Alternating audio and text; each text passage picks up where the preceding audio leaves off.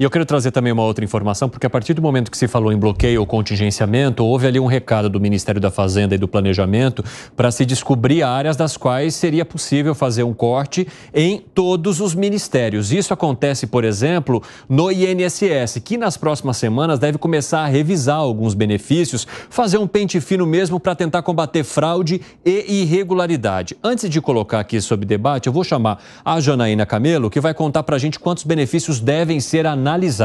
Fala aí, Janaína, seja muito bem-vinda. Pois é, Evandro, boa tarde a todos que nos assistem. Olha só, o governo estima revisar 680 mil benefícios ao longo desse ano, e isso já a partir do mês que vem, já a partir de agosto. Os benefícios que vão passar aí por essa apuração, por essa revisão, são aquele que é pago aí por incapacidade temporária, né, para aqueles trabalhadores que estão há mais de 15 dias aí afastados do serviço, e também para o benefício de prestação continuada, o chamado do BPC, que é aquele pago aí a idosos com mais de 65 anos de idade, pessoas com deficiência que têm uma renda per capita aí igual ou inferior a 1/4 do salário mínimo. A gente sabe que o BPC, ele garante o pagamento de um salário mínimo a essas pessoas, mesmo aqueles que não tenham contribuído aí com a Previdência Social. A revisão para apurar aí eventuais irregularidades no INSS, a gente sabe que é um programa permanente, né, de monitoramento, só que dessa vez o governo vai incluir novas ações nesse monitoramento aí, com checagem de dados, cruzamentos de informações. E aí o Ministério da Previdência explica o seguinte, que no caso do benefício por incapacidade temporária, aquele que procurar o INSS, a Central 153, né, pedindo a prorrogação desse benefício, ele vai ser imediatamente direcionado para a perícia médica presencial, onde ele vai levar aí toda a documentação, o laudo médico, justificando o afastamento do serviço. E no caso aí do benefício de prestação continuada, do PPC, caso haja aí nessa revisão a evidência aí de irregularidades, então essa pessoa, ela vai ser chamada, vai ter que comprovar aí todos os documentos, levar todos os documentos que comprovem que está dentro desses critérios aí para receber o benefício. O Ministério da Previdência garante o seguinte, que não é preciso haver pânico no momento, porque nenhum benefício vai ser imediatamente suspenso. Aquele que está em situação correta, em situação regular, é só comprovar e o pagamento vai ser continuado. O ministro da Previdência, o ministro Carlos Lupe, ele falou com a Jovem Pan mais cedo e ele foi perguntado se esse pente fino, né, essa revisão aí por checagem de dados, pode ser o início aí de talvez uma nova reforma na Previdência. A gente separou um trechinho do que o ministro disse. A gente vai ouvir agora. Quando querem falar em reforma é sempre para tirar dinheiro e sempre para tirar direito e sempre querendo fazer equilíbrio financeiro em cima de quem pouco tem para dar. A média de salário dos 40 milhões de previdenciária é R$ 1.860. Eu acho que a grande reforma que tem que se fazer é tirar proveito, tabelando verdadeiramente os grandes marajás que ainda temos em muitos setores. Não é quem ganha R$ 1.860 que vai mudar a situação financeira do Brasil. Só lembrando que essa revisão toda aí faz parte do esforço que o governo tem fazendo para o preparo do orçamento no ano que vem. Estima aí uma economia, né, de quase 26 bilhões de reais com a revisão desses benefícios e também do auxílio doença. Evandro, é com você. Obrigado pelas informações e por trazer todos esses dados, Janaína. Bom trabalho para você em Brasília. Sabe que nessa semana eu ouvi uma análise interessante sobre esses pente finos que vão acontecer agora, começando aí pelo INSS, para atingir essa estratégia de bloqueio e contingenciamento que foi traçada pelo governo federal. E essa análise dizia o seguinte, é um absurdo que eles façam esse pente fino para poder levar a esse bloqueio, para atingir esse valor, quando na verdade isso aí deveria ser um movimento comum, frequente, em que você combate fraudes e irregularidades, independentemente da necessidade de contingenciamento, de corte de gastos, de economia, de se ficar dentro do arcabouço fiscal. Então, esse deve ser um plano frequente, porque pessoas que estariam utilizando de maneira irregular não podem ficar gerando esse gasto que acaba sobrecarregando também de maneira irregular toda a máquina pública que somos todos nós, Alan Gani. Perfeito, é a gente que está pagando por isso e é uma fraude. Você tem pessoas que estão recebendo o benefício e não deveriam receber. Então isso deveria ser uma política de Estado de qualquer governo, não do governo A ou do governo B. Não tem sentido usar isso para bater meta fiscal. Então, amanhã mudou a meta fiscal, aí acabou essa política de pente fino? Não faz sentido isso. Então, isso tem que ser permanente. Agora, o ponto é, Evandro, que isso é insuficiente, é muito pequeno. Então, todas as medidas que o governo tem tomado são medidas pequenas, incipientes, como é essa. Essa eu defendo, tem que, mas não para cumprir a meta, porque tem pessoas que não deveriam receber o benefício, estão recebendo, mas é muito pouco para quem quer zerar o déficit primário. Ô, Fábio Piperno, eu preciso começar de algum lugar ou as estratégias ainda são mínimas perto daquilo que o governo federal poderia fazer em termos de corte de gastos? Mas, João, ano passado já houve um pente fino nos benefícios aqui no Bolsa Família. Me lembro até da ministra Simone Tebet falando sobre isso ano passado. Agora, é óbvio que isso tem que ser um processo continuado, quer dizer, não é vamos começar agora a fazer isso, aí a gente para no fim do ano e depois volta. Não é assim, tem que ser uma coisa contínua.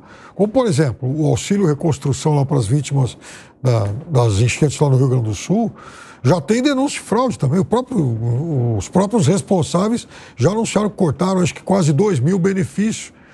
E, em contrapartida, há mais ou menos 1/3 das cidades que ainda não entregaram as listas para que as pessoas pudessem acessar esse benefício. Então, essas coisas, de fato, elas estão funcionando muito mal, muito precariamente. Da mesma forma que tem lá os títulos agrícolas e tal, que também acabaram dando margem a um monte de fraude, que tem gente que não tem nada a ver com agricultura e que anda comprando aquilo. Então, essas coisas, elas têm que começar a ser verificadas com lupa, mas não é para parar. Né? Olha, agora a gente pegou um monte aí e, ufa, acabamos aqui o trabalho. Não é assim. Não pode ser trabalho para uma força-tarefa. Tem que ser trabalho para sempre. O que você acha, Segré? Vou tomar o exemplo do nome, pente fino. Quando que a gente utiliza pente fino? Era utilizado pelas mães e parentes para limpar o cabelo das crianças e tirar o piolho. E a lêndia. Exatamente. Como chama? Lêndia. Tá, depois vamos comentar com o Piperno a palavrinha nova do outro dia com o Felipe Monteiro. Mas voltando no pente fino. Se você não toma alguma ação, o pente fino sozinho não resolve o problema do piolho. Não resolve. Tem que ter alguma questão médica que permita que esse piolho, quando passa o pente fino de novo, não tenha mais nada. Nem o piolho, nem essa palavra que não vai sair. Lêndia. Todo dia aqui no 3 em 1 eu aprendo muita coisa. Mas, se não tem um medicamento, não vai resolver. O pente fino vai ser feito depois de 1 ano e meio de gestão. Lembrando que Temer fez o pente fino, detonou um monte de irregularidades e fraude. Bolsonaro fez pente fino, detonou um monte de irregularidades e fraude. Agora o presidente Lula vai fazer o pente fino, vai achar com certeza um monte de irregularidades. Então a pergunta é, será que o problema está no pente fino? Não conseguiram resolver, não houve um medicamento no INSS que permita... Entendi. Ou seja, colocar. Se todos os anos ou a cada gestão você tem benefícios irregulares, significa que de alguma forma isso não está sendo bem controlado. O problema está aí. E quando a gente entra numa nova gestão, seja um diretor, um CEO, uma diretoria nova numa empresa, a primeira coisa que faz é uma auditoria. Quando você vai comprar uma empresa, utiliza uma metodologia que chama due diligence, para saber quais são os riscos que você tem e quais são as irregularidades que possam ser detectadas, passivos, contingenciais ou não. Então o governo não fez isso. E se todos os governos fizeram e não resolveram, não adianta pente fino. O que precisa é um medicamento que evite que o dia de amanhã, quando for feito pente fino, não saia nenhuma irregularidade. Eu citei aqui o que foi feito ano passado, e tem até um número aqui, ó. TCU estima em 34 bilhões o valor dos pagamentos irregulares contabilizados no Bolsa Família até 2023, até dezembro de 2023. Quer ver, ó? Revisão no Cade Único exclui 1.700.000.000 de beneficiários irregulares. Tá, já foi feito isso, mas desde o ano passado. Isso foi no Bolsa Família? Sim. Então... Não. o cadastro único que tem o Bolsa Família e outros benefícios. Não, e eu quero até aproveitar e trazer uma outra pitada para esse tema que tem a ver também e que é algo que a gente sempre coloca aqui como um desafio, né, para as contas públicas e para que a nossa audiência entenda também, que seria uma nova reforma da Previdência. A cúpula da Câmara dos Deputados avalia debater essa ideia em 2025, de acordo com informações que foram trazidas hoje pelo jornal Folha de São Paulo. É uma proposta que precisa ser apresentada, é claro que antes das eleições nada disso vai acontecer, mas já há ali um movimento de parlamentares entendendo que ou se faz isso ou a gente vai cair num buraco sem fundo. Alan Gani. Exatamente. A gente fez uma reforma da Previdência primordial em 2019. A Jovem Pan participou ativamente pela campanha da reforma da Previdência. Caso não fizesse, o Estado iria quebrar. Então chamou várias personalidades de uma maneira muito didática, né? Empresários, economistas, investidores, formadores de opinião em geral, explicando a necessidade da reforma da Previdência. Talvez foi o único país do mundo onde eu vi a população sair à rua pedindo uma reforma da Previdência, mesmo com todo o ônus político. Isso, aqui no Brasil. Teve manifestação. Juro por Deus. Juro por Deus. Teve manifestação em 2019, o pessoal apoiando a reforma da Previdência.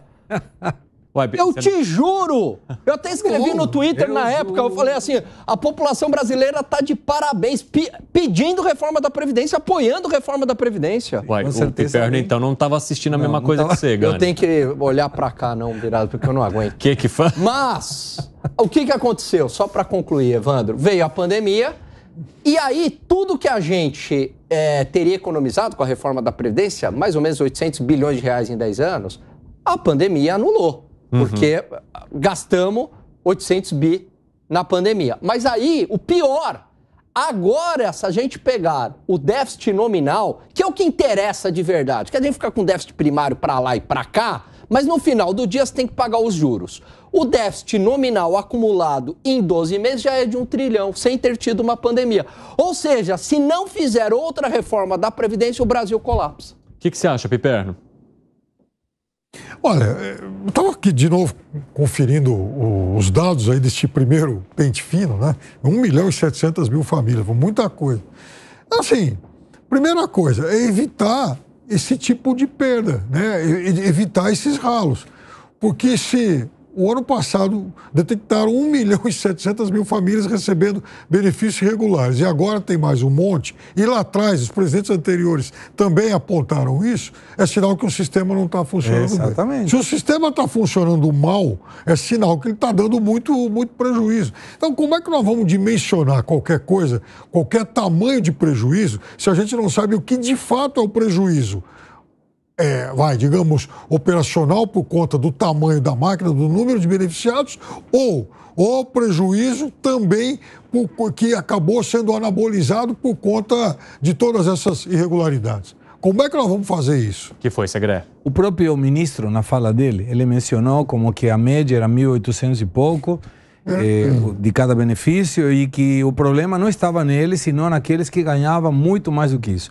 Lembrando que a Previdência Pública estabelece que eu faço aportes, todos nós fazemos aportes, e nós temos um limite, o teto. Não interessa quanto a gente ganha, o teto está definido. Quem tira mais benefício da Previdência é o sistema público. O sistema público leva em, 1% da população, 60% dos benefícios. Porque não existe o mesmo limite, e isso deveria ser feito, inclusive, era uma proposta da Dilma na época, que determinava que a partir de determinado momento esteja linkado o serviço de benefícios públicos com o privado. E isso ia melhorar. O problema, Evandro, que tanto isso como a reforma da Previdência são questões impopulares. Eu duvido que algum presidente leve isso na segunda parte do seu mandato para dizer, não, nós vamos mudar a Previdência. Esse é o problema. Ele pode fazer no primeiro. Entrou o presidente novo, já manda. Toca o barco, faz a reforma e segura as pontas, porque depois chega o resultado econômico. Mas quando você está no segundo mandato, que está pensando na possibilidade de reeleição, eu duvido que o presidente vai querer fazer isso. Você concorda, Piperno? Eu concordo que tem que ter muita coragem de fazer algumas coisas que não foram feitas até hoje. E entre as quais, algumas que o presidente Lula já falou que não vai fazer. Mexer na Previdência dos militares. Não, e olha só o custo da reforma da Previdência. No governo Fernando Henrique, supostamente por um voto errado da base do governo, a gente perdeu uma reforma da Previdência. Isso custou bilhões de reais para o país. Porque depois só foi feita a reforma da Previdência para valer, tudo bem que teve uma do setor público em 2003, mas em 2019. E era para ter tido outra reforma da Previdência, que foi aquele episódio lá, 2016, do Temer e tal, e aí ficou insustentável, né, que ele foi grampeado e ficou insustentável a situação dele, mas também não era motivo para impeachment, mas ele enfraqueceu politicamente, a gente perdeu outra reforma da Previdência. Olha como o Brasil, com deslizes, com pequenos erros, a gente perde trilhões de reais, Evandro. Exatamente.